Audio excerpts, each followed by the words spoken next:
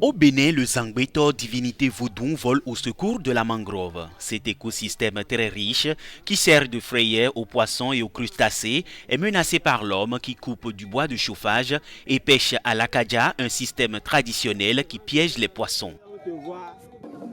Jadis, le Zangbeto gardien de la nuit chassait les ennemis et parcourait les rues pour assurer l'ordre à la nuit tombée. Aujourd'hui, cette divinité toujours crainte et invoquée pour régler les conflits entre villageois œuvre aussi pour l'environnement.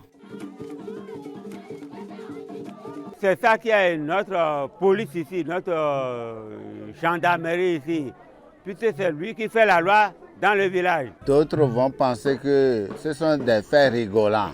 Mais j'avoue en tant que fils de l'arrondissement d'Avlon que sans Zangbeto là, il n'y a pas de respect dans notre localité.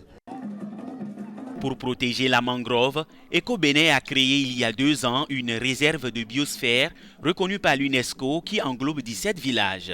Et l'ONG s'appuie sur les croyances mystiques locales pour susciter l'adhésion des populations. 8 sites ont déjà été sacralisés avec l'aide de la divinité Zangbeto sur un total de 500 hectares. On a pensé que c'était mieux de protéger les ressources de faire protéger les ressources par les populations elles-mêmes. Et vu que la divinité Zangbeto est une divinité crainte et respectée déjà du milieu, et que c'est une initiative qui était déjà mise en œuvre par leurs ancêtres, on a préféré poursuivre avec cette initiative qui est une initiative très bien.